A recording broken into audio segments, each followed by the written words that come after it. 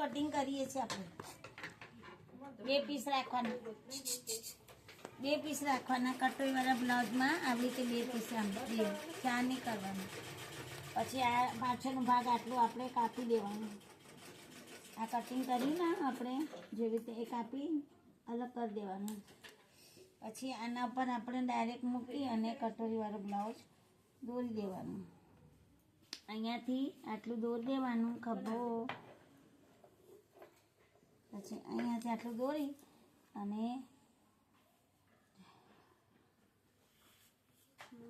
પછી આ જે આગળનો ભાગ ઉતારી દેવાનો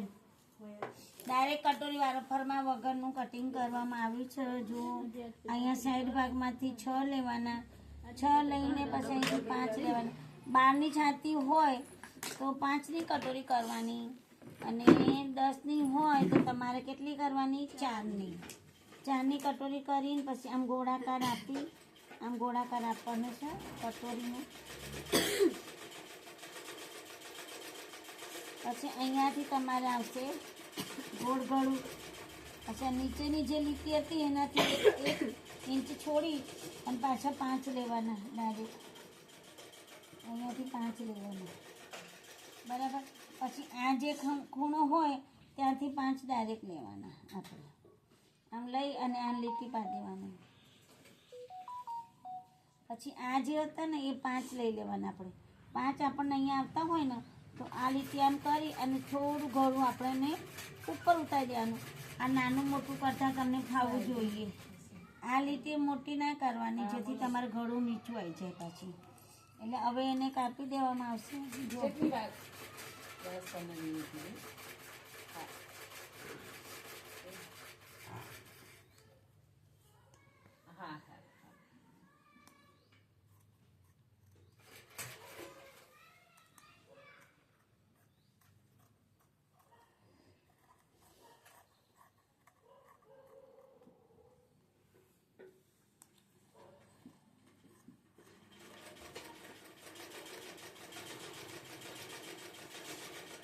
આ થઈ જાય એના પછી કટોરીનું ભાગે પણ આપણને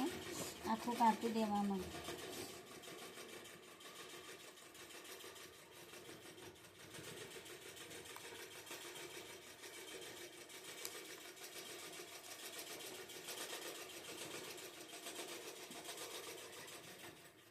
અહીંયાથી યોગ પટ્ટો આપણે પાછળનો ભાગ છે ને જે આમાંથી આપણે યોગ પટ્ટો કાઢવામાં આવશે આ જે ભાગ વધ્યો ને આપણને એમાંથી આ 2 ભાગ ભેગા કરી દેવાના પહેલાં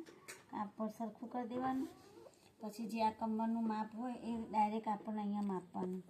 અહીંથી આપણે ડાયરેક્ટ 3 લેવાના અને અહીંયાથી લેવાના 4 મોટું ભાગ હોય એ આગળ ભાગ આવશે આ 4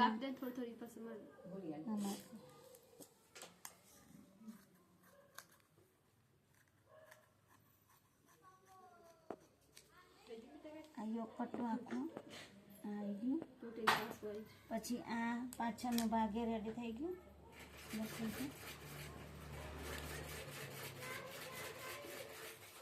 બાય કેડી કરીશ તમારે લોબી 7ની ને લોબી આટલી જેટલી થાય એટલી કરો લોબી તો પણ પહેલામાં લાંબી થાય છે બોલ બોલાવો 8ની થાય છે વાંધો નહીં ને 8ની આટલી 8ની લોબી થાય તો કરો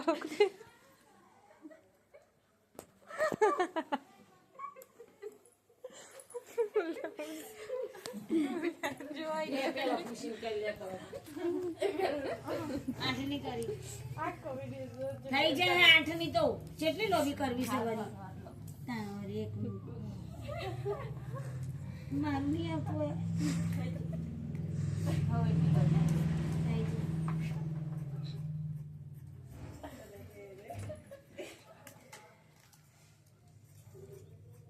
કિરણને તો 7ની પહેરે છે એટલે તમે ના કીધું કિરણને ના માપી એટલે કિરણને 7ની પહેરે એટલે તમારે 7ની